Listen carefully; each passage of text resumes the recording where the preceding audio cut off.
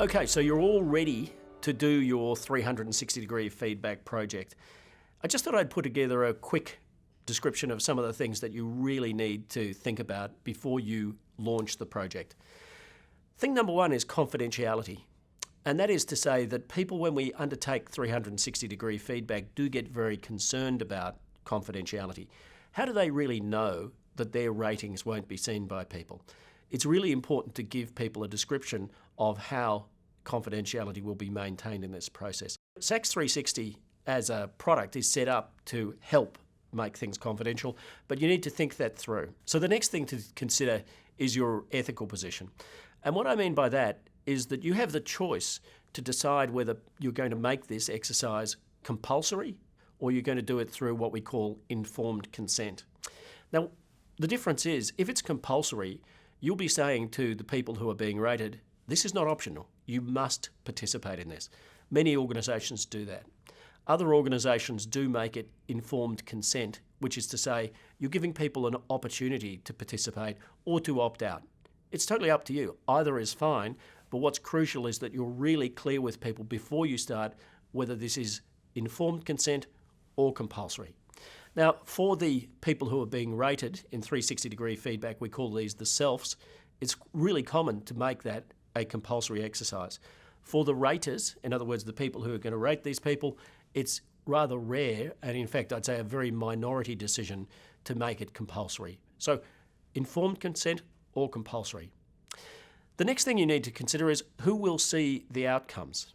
Now, this is a big ethical concern for people when they undertake 360-degree feedback. I mean, once we've got my 360-degree feedback, does it go just to me? Or does it go to me and my boss? Or does it go to me and my boss and HR? Or does it go to me and my boss and HR and the chief executive, and it gets posted on the internet and spammed out to all of our clients? You know, you need to have a really clear perspective on what you're going to do from that point of view. And I think it works best when the people who are involved in being rated through 360-degree feedback are part of the decision as to who sees the outcomes. If this is your first experience of 360-degree feedback, you will get people asking this question. But if they don't, you should raise that with them and be clear on that before you start. And the final thing I think you've got to be careful about, or that you've got to have a really clear position on, is what happens after we have the results. In other words, if I go through this exercise and my results are fantastic, what happens? Do I get a promotion? Does nothing happen? If the results are less than perfect, what happens then? Now, in a previous video, I talked about before you set up, you've got to decide a destination for this exercise. If the destination is self-improvement, then you really want to bring a self-improvement perspective on what happens after the results. And so what that means is that you probably need to have coaching processes, learning processes, support processes set up before you actually start surveying so that people know what's going to happen.